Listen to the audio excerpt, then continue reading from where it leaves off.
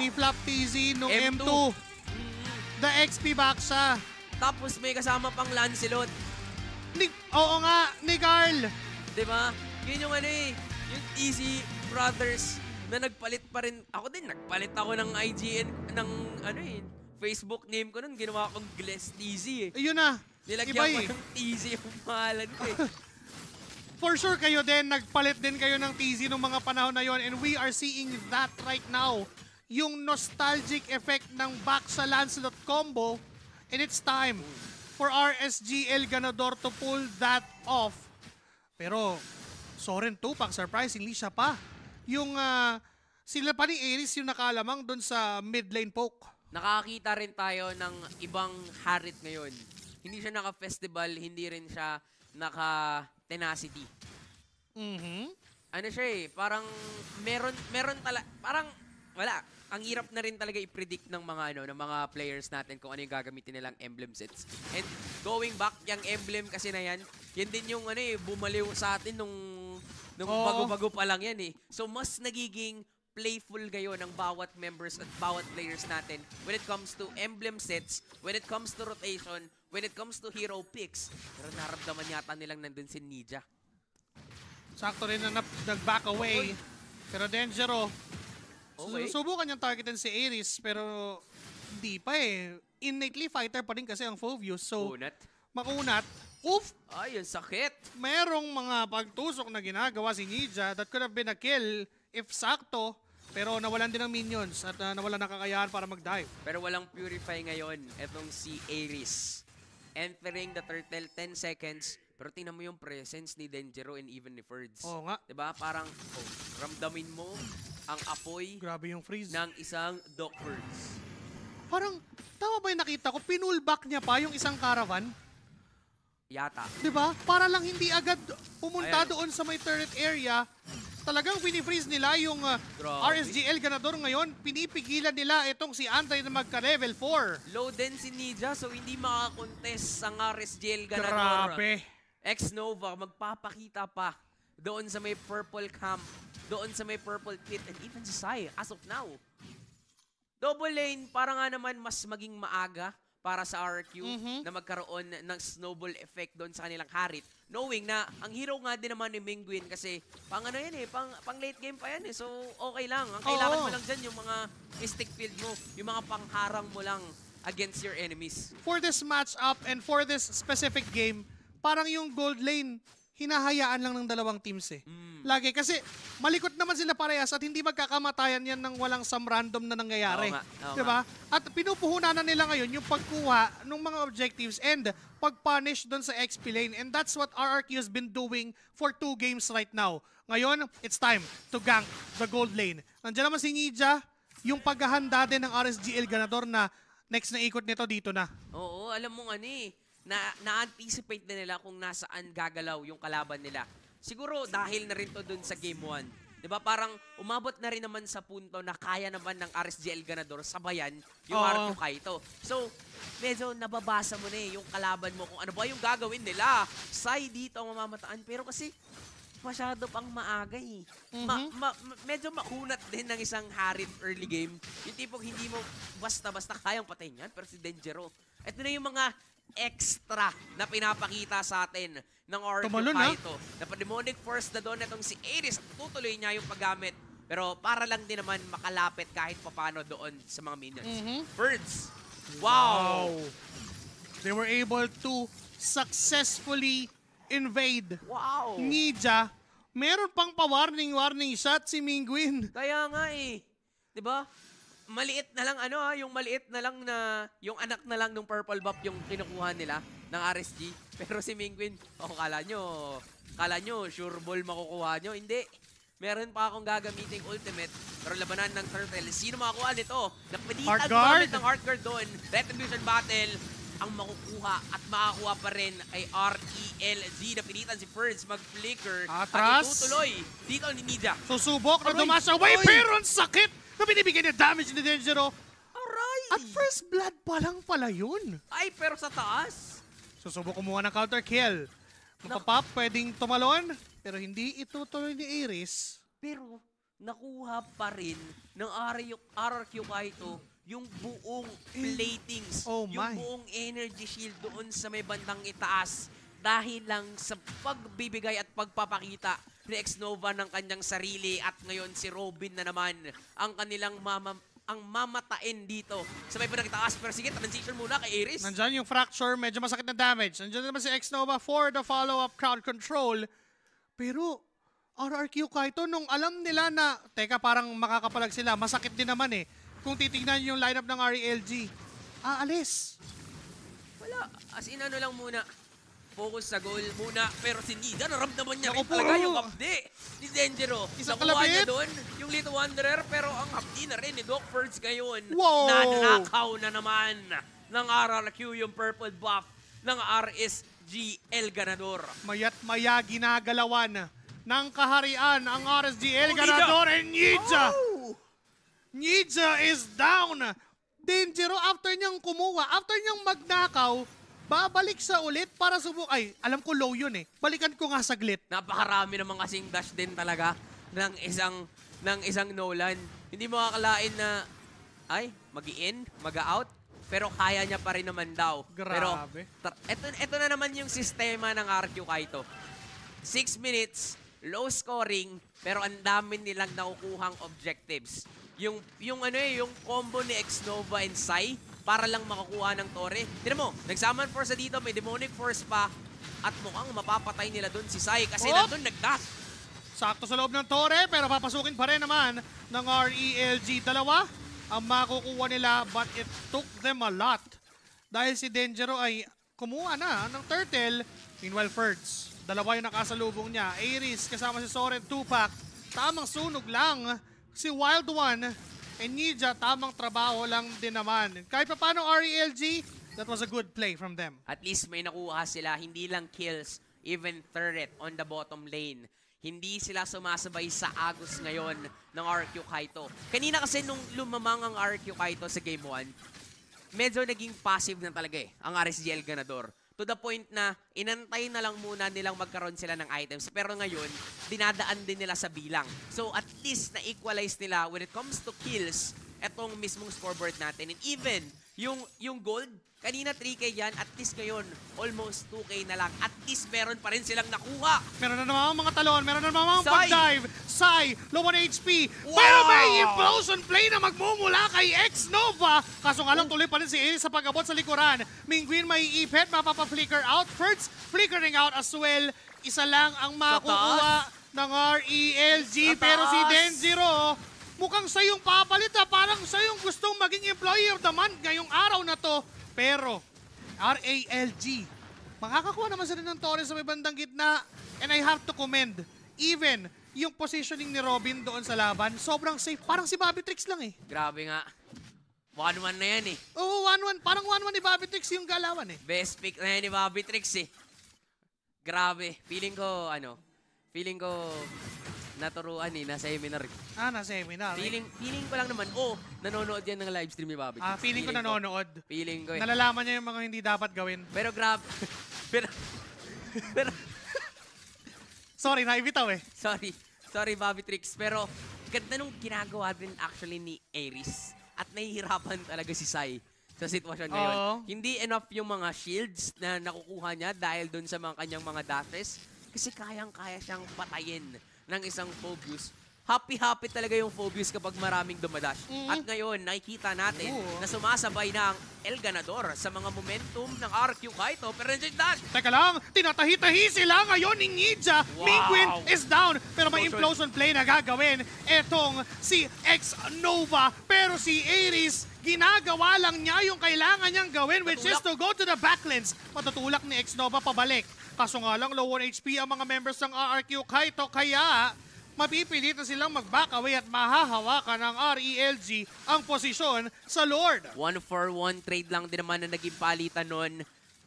Grabe din yung mga pagtahi ni Nidja. Oo. Kapag sumanib na yung Angela, ito yung signal mo na, tara palag na. G.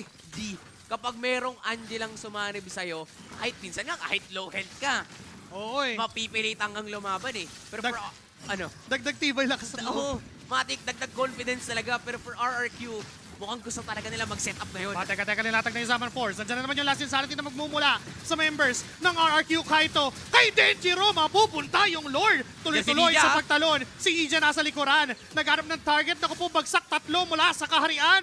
Ngayon, 2 na lang ang matitira. Walang Pumiflicker flicker pa si Zorin Tupac. Kaso nga lang yung Lord still ay mapupunta sa RRQ Kaito. Wala kasi kanina sa equation si Nija. Galing pa siya dun sa bottom lane. Pero ngayon, mukhang si Denjiro ang namataan. Aray! Delikado ang buhay niya. Buti na lang may dash. Makakatakas pa rin naman. Pero yung purple, masesecure pa rin ng RSGL ganador. At dahil lamang sila when it comes to kills, mabilisan lang masasalubong ni Robin doon sa itaas yung Lord. Hindi pa naman nila napapabasag or hindi pa naman nila napapatumbayan. Pero at least naidikit at lumamang pa nga when it comes to kills ang RSGLG. Again, I have to commend Aries na laging nasa likod laging nasa malalim na pwesto. Pero look at his KDA, 204. Wow. Hindi pa siya namamatay kahit sobrang lalim niya palagi. And even Zorin Tupa kasi, yung heal niya binibigay na because of that photo, yung plus of the Oasis, sobrang laking bagay na kapag na low health dito ang RSGLG, parang okay lang, sige, heal kita muna ng konti dito.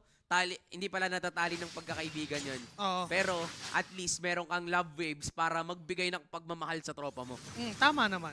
Tsaka matatali mo ng puppet yung kalaban. Kasi puppet on a string yun. Tama. Ginagawa mo silang puppet Tama. para makontrol mo sila. Tama And ka. speaking of control, RSGLG na yung may control. Pero gumagawa pa rin talaga ng play. Ito Oo. yung ito yung late game moments kanina sa game 1 na pinapaaga lang ngayon. Yung mga sabayan jutsu nitong dalawang to. Yung mga hindi pwedeng kayo yung gagawa ng play. Dapat kami. Hindi pwedeng kayo yung lamang. Dapat kami. Palitan ng Wow. RQ, palitan ng RELG na nakikita natin from the 22 minutes kanina. Ngayon, 12 minutes na lang, nagkakasabayan na. 12 minutes, parang it's game time na Kanina, masyadong napatagal yung front act. Ngayon, performance na agad 12 minutes pa lang. All in na. 45 seconds though for the Lord. Matagal-tagal pa naman. Pero kung sino makagawa ng play dito, matik lalamang dun And hindi na ako magtataka if RQ Kaito. Pipilit talaga sila dito. Oo. Diba? Ganun naman yung ginawa nila para ma-unequalize. Tama ba ako? Tama. Tama. Ma-unequalize, kumbaga makuha nila yung tempo. Aries, Nako. kapag sumilip siya dyan, lumayo. Sakto rin naman yung Sex silip ni Nova. Andre, sasama, gugulong, sasabay, may Mystic Field para lang pigilan yung paggalaw niya. Medyo masakit yung natatanggap niyang damage. Nija though, nandiyan naman yung kanyang padash-dash, magano ng target. Pero calculated risks ang ginagawa ng dalawang kupunan. May high risk, high reward, pero syempre hindi pa rin nila iti-take risk lahat-lahat. Gusto pa rin nila, tama ka, calculated. Gusto pa rin nila sure ball. Ooh. Ngayon, si Aries ang namataan. Igugoba nila, mukhang kaya naman. Na-pop yung Purify, pero nakaamba rin kasi si Robin. So, hindi makapasok. Hindi makapag-all-in ang RRQ Kaito. Gusto ko lang meron daw implosion! Gagamitin! Mapapirst down nila si Robin. Ngayon tatalon si Aries. Pero sino bang target niya? Nasaan? Ang hirap. Ginagalawan lang ni Sai yung laban. Pero doon sa likuran, si Denjiro matatagpuan. Nandiyan si Andre para habulin pero makaka-fracture pa alis. Idadodge naman ni Nija yung Dawning Light kaya okay lang naman best. And dyan pa si Ferds na sumusubok lang humarap. Kaso nga lang, tumayaw na naman. here comes another challenger. Aries is down. Wala ka ng talon. And even burst down ka namin. Yun lang ang plano ng RRQ Kaito. Patay si Robin, walang damage dealer, maliban kay Aries at kay Nija. Pero kinapos na dun ang RSGL ganador. At ayun yung sinasabi nating gagawa ng play dito. Teka lang. RQ Kaito. Pero si Nija ang Naku po! hapde. Patay si Sai ngayon. Teka lang, susubok siya umistil, pero may implosion na gagamitin ng RRQ Kaito Oh, mula kay wow! X-Nova. Denjiro is down! Ngayon si Nija, naghahanap, si tumatahi Megway! sa Si gitna. Megway! Rose, sumegway lang bigla para habulin yung target niya talaga. Kaya naman RSGL ganador, sila ngayon yung nakakalamang. Tinan mo naman si Ferds, hindi na makagalaw kasi dalawang miyembro yung nakatutok sa kanya. Ngayon yung Lord na mapupunta sana sa RRQ Kaito, nasa RELG pala. Yung sinasabi nating a little extra para manalo ka sa team fights. Akala mo sa RRQ lang makikita. Hindi pala. kaya ding gawin yan ng RSGL ganador. Yung pagkakaroon nila ng Angela, yung pagkakaroon nila ng additional tapang, additional confidence, nagpe-pay off na talaga. Si Nija, tinahina yung buong mapa. Pinirmahan eh. Sabi niya, ako nga pala si Nija, printed name with signature.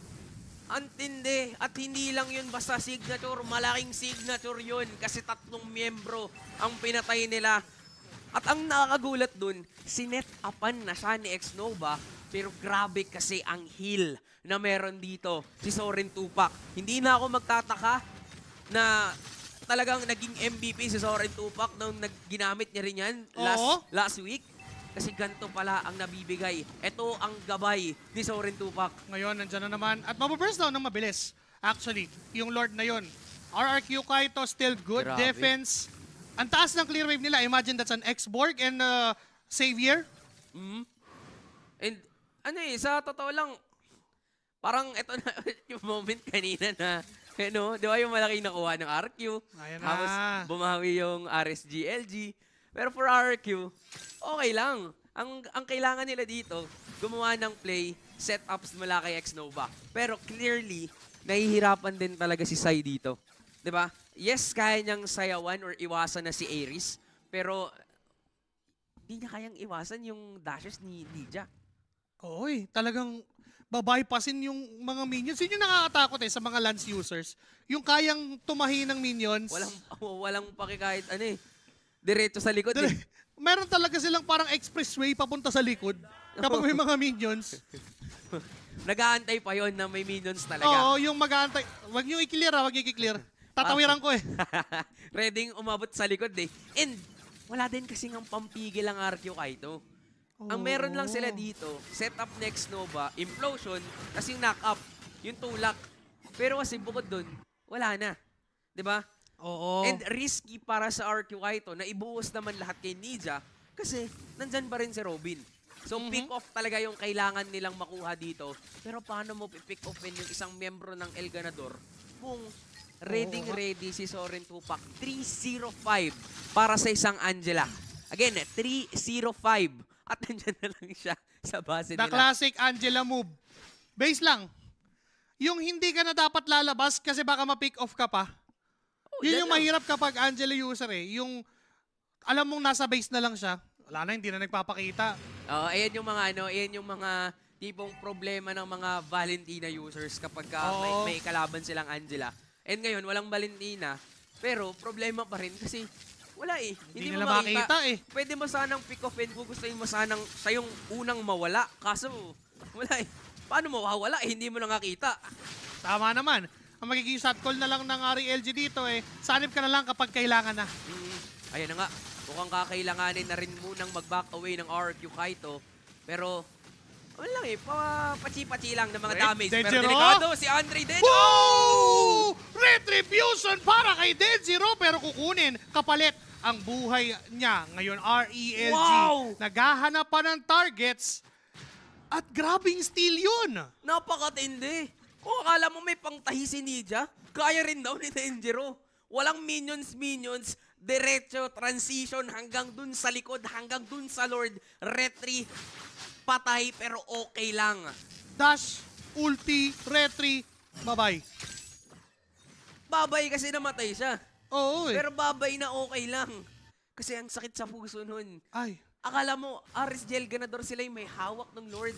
Pero sila pa, yung Nako. naging dehado. Nauroy, Delikado sakit. yata. Natamaan ni Saidon.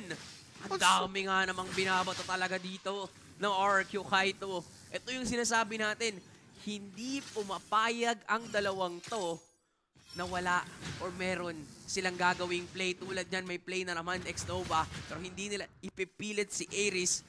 Pero tignan mo naman, birds. hindi mamamaximize ng El Ganador or hindi mamamaximize ng RQ Kaito yung Lord kasi El Ganador, pinners na nila yun Sinalubong sa taas. Ginawang balikbayan, sinalubong eh. Ginawang mga pasahero ng LRT, MRT na pababa pa lang, sinasalubong mo na. Oo, tapos ikaw paakyat. Yung magka-counterflow ka sa wave.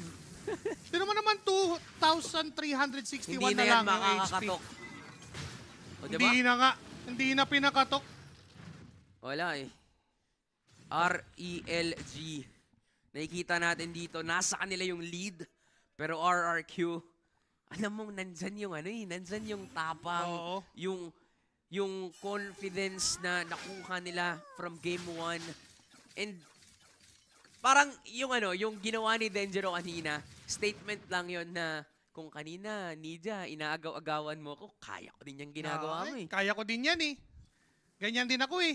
Kaya ko ding numakaw eh. Kaya ko ding mag-retry sa harap ng marami. Ayun.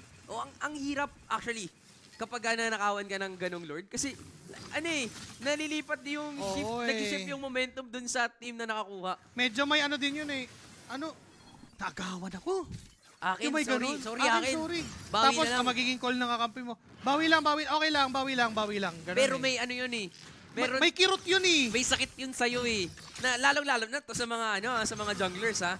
Diba? Oh, nakuha pa ni Ferds. That's a missed retribution. Napaaga. Napaaga, may natirang 187. Inihaw ni Doc Fords yung yung purple buff na yun. Pero lumalaki pa rin yung lead ng RSGLG. From 3K, ngayon 4.5. Hindi ko na rin ma-explain kung bakit ganun. Tsaka hindi rin talaga nila nahahawakan si Soren Tupac, si Robin. Mahirap. Parang sobrang minimized yung casualties for them kasi iba yung ingat na pinapakita ng RELG ngayon. Now, another Lord is yet to come. Uy, Doc Fords. Doc Ferds. Makunat. Pero masakit din medyo masakit yung Patorno Storm. Exnova! Flicker Implosion na sakto dito kay... May wait lang, immortality. teka lang, may immortality pa naman pala. Ang gulo na ng mapa kasi di mo na lang makikita si Ninja ay buhay pa pala. Ngayon, iniisa-isa naghahabol ang mga members ng RELG pero mukhang maiipit na itong si Andre sa gitna. Ngayon si Aries ang mawawala. Ngayon may Firaga armor pa. Itong si Ferds. Sakit. Pakukuha pa rin niya yung kill. Andiyan pa si Andre na maiipit. Zaman Force is there. Hindi siya makagalaw. 2-man down for RELG. They could start the Lord for RRQ Kaito. Exnova once again with the play. Nakatakas si Nidia pero napilitan ng lumaban ang RSG, El Ganador at RRQ Kaito.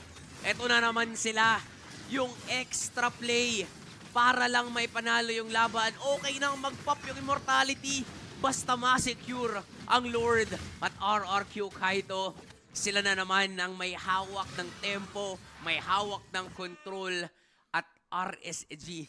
Depensa na naman ang kailangan nilang gawin. Pinakita na nila sa atin ng Game 1 yung depensang napakalupit. Pero ang tanong, kaya pa rin ba nilang ulitin yan? Kasi hindi pa naman basag yung mga base turrets nila dito.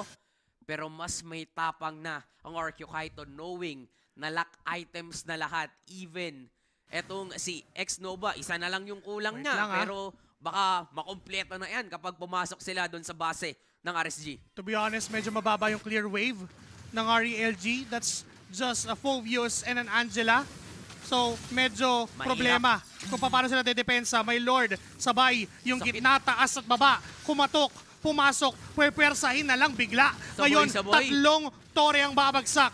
It's time for RRQ Kaito to finally finish this game. Pero kumakapit ang RELG. Nandyan si Aries. Nakita niya nag-dash si Denjiro, kaya naman Talon. Sige Talon, habulin na lang pero mukhang mapipilitan at mapaburst down sa bigla. 2-man down for RELG. Kumpleto pa ang RRQ, kaya naman let us G. Kasi nandoon, may last insanity pa naman nagagamitin ito si Ferds. Pero nakatalon at nakalipad. Itong si Robin, kaso may tower locking from RRQ Kaito. Tapos na ang serye 2-0 for RRQ Kaito! Ito ang lakas ng kaharian.